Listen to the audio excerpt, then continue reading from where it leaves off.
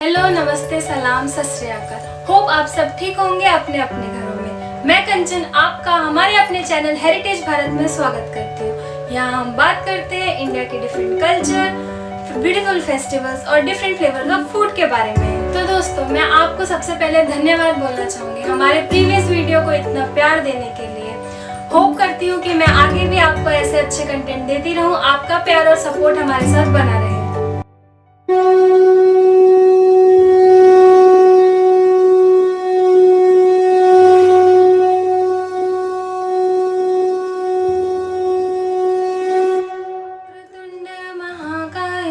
सूर्यकोटि समप्रभा निर्विघ्नं कुरु मे देव सर्वकार्येषु सर्वदा। तो दोस्तों, अब आप तो समझ ही गए होंगे आज हम किस बारे में बात करने वाले हैं। और जो मेरे दोस्त नहीं समझे हैं उनको मैं बताना चाहूँगी कि ये बात करने वाले हम उस फेस्टिवल के बारे में जो महाराष्ट्र में स्टार्ट हुआ था इन 1983। अभी भी नहीं समझे? हम बात कर रहे हैं गणेश चतुर्थी फेस्टिवल के बारे में। गणेश जी को विघ्नहर्ता भी कहा जाता है और ये फेस्टिवल 10 दिनों तक मनाया जाता है। गणेश जी का बर्थ की वजह से हम ये फेस्टिवल सेलिब्रेट करते हैं। आपको पता है गणेश जी को वेल्थ, नॉलेज, साइंस, विजडम का भी देवता कहा जाता है। इसीलिए किसी भी शुभ कार्य को करने से पहले हम गणेश जी की पूजा करते हैं। आप ये जानते हैं गणेश जी के 108 अलग अलग नाम हैं, जैसे कि एकदंत, गणेश, गजानन और भी कई नाम हैं। मेरे चाइल्डहुड में मुझे एक क्वेश्चन हमेशा परेशान करता था, आखिर गणेश जी को विघ्नहर्ता क्यों बोलते हैं? क्या आपने कभी सोचा? विघ्नहर्ता का मतलब होता है जो विघ्नों को हरता है। गणेश जी को विघ्नहर्ता कहते हैं। जैसे कि आपको पता है धन के लिए हम देवी लक्ष्मी का पूजन करते हैं, विद्या के लिए देवी सरस्वती का पूजन करते हैं और स्ट्रेंथ के लिए हम देवी दुर्गा या देवी पार्वती की पूजा करते हैं। गणेश जी के पास इन तीनों देवियों का साथ था। कैसे? गणेश जी की वाइफ रिद्धि और सिद्धि जो कि सरस्वती और लक्ष्मी के अवतार थे। गणेश जी खुद माता पार्वती से जन्मे हुए थे। गणेश जी के पुत्र शुभ और लाभ थे।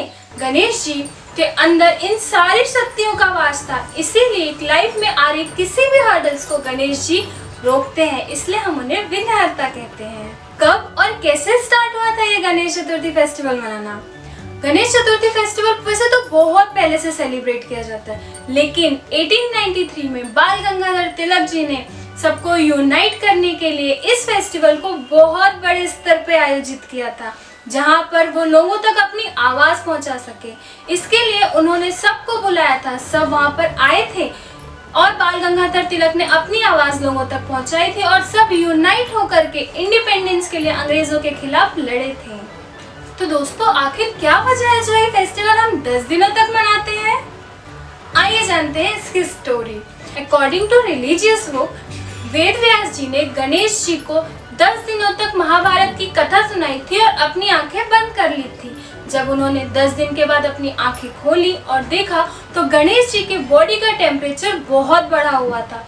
फिर उन्होंने उन्हें पास के ही नदी में जाकर के नहलाया, इससे उनका टेम्परेचर नॉर्मल हुआ।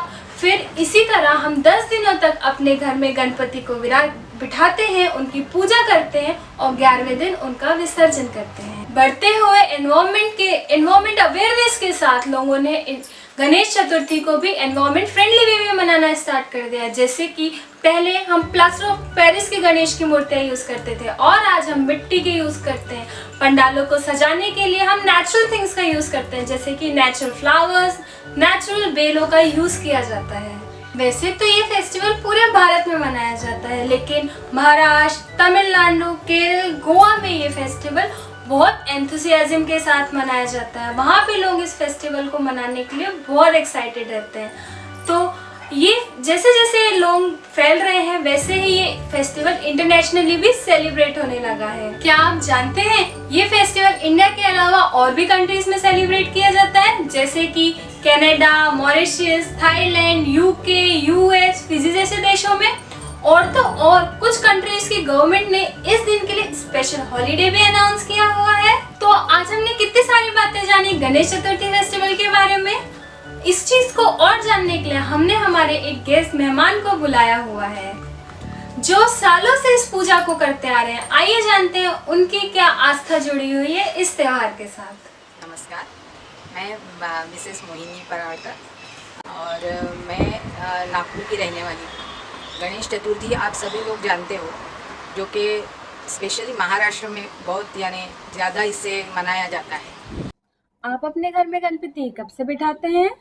गणपति हमारे यहाँ बहुत सालों से बिठा रहे हैं। मी माझ्या लहानपणापासून गणपती बघत आलेली आहे आणि इकडे सासरीसुद्धा बरेच वर्ष झालेले आहे आम्ही गणपती बसवून. आणि सगळ्यांकडे मला वाटतं महाराष्ट्रात बहुतेक सगळ्या महाराष्ट्रीयन घरामध्ये म्हणा किंवा जे कोणी हिंदी साईड असतील त्यांच्या घरीसुद्धा गणपती बरेच वर्षांपासून बसवण्यात येतात आहे. जब से गणपति आपके यहाँ आते हैं आपको कैसा लगता है? आपके घर का एनवायरनमेंट कैसा रहता है? ज्यावेळी गणपती यायचे असतात त्यावेळी त्याच्या आधीपासून इनफॅक्ट घरातलं वातावरण इतकं मंगलमय आणि इतकं सुंदर असतं.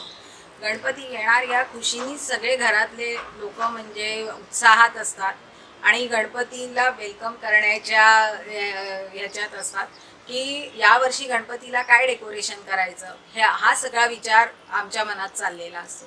आणि गणपती दरवर्षी येतात आणि 10 दिवस त्यांचं आपल्या घरात आगमन झालेलं असतं. त्या सगळ्या दिवसांमध्ये घरातलं वातावरण खूपच प्रसन्न आणि खूपच आनंददायी असतं आणि प्रत्येकाला ते हवंसं वाटतं. विसर्जन के समय आपकी कैसी भावनाएं रहती हैं? 10 दिन का गणपति जब हमारे यहाँ रहता है तो उस 10 दिनों में घर का वातावरण मंगलमय रहता है, हे मी तुम्हाला पहिलेच सांगितलं आहे.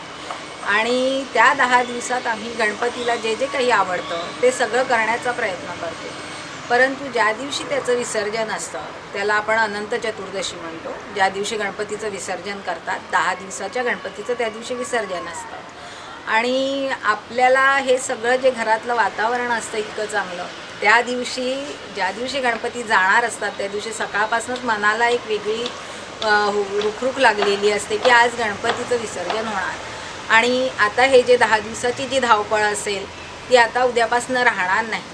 आणि त्यावेळेला म्हणजे खूपच वाईट वाटतं की माहिती असतं की पुन्हा येणार आहे दरवर्षी गणपती, पण तरीसुद्धा खूप वाईट वाटतं की आज आपल्याला गणपतीला निरोप द्यावा लागणार. आणि अशा प्रकारे घरातले सगळेजण म्हणजे थोड्याफार याच्यात इमोशनल होऊन जातात थोडे त्या क्षणाला ज्या वेळेला गणपतीचं विसर्जन करायचं असतं. क्या आप हमारे व्यूअर्स को कोई मैसेज देना चाहेंगे? हाँ, ज़रूर देना चाहूँगी. जसं दरवर्षी आपण गणपती आत्तापर्यंत हे वर्ष जे आहे हे सोडून आपण खूप उत्साहात आणि खूप छान प्रकारे मनवत आलो आहे. आणि गणपतीसाठी बरेच जणांनी सांगितलं आहे की तुम्ही इको फ्रेंडली गणपती मांडा किंवा मातीचे गणपती मांडा की जेणेकरून वातावरणात हे नको व्हायला, प्रदूषण फैलायला नको किंवा आणखी काही. आणि घरचे जे गणपती होते ते सुद्धा मातीचे आणि बहुतेक सगळ्यांनी घरी विसर्जन केलं. तर मला असं वाटतं की ह्यापुढेही सगळ्यांनी मातीचे गणपती मांडावे जेणेकरून ते आपण घरच्या घरी त्याचं विसर्जन करू शकू आणि आपल्या इथले तलाव, नद्या किंवा जे काही आहे त्याचं पाणी दूषित होऊ नये. कारण की ते पाणी आपण सगळेच लोक पिण्याला वापरतो आणि अनेक कुठल्या चांगल्या चांगल्या गोष्टींना वापरतो की जेणेकरून ते पाणी खराब होऊ नये असं मला वाटतं.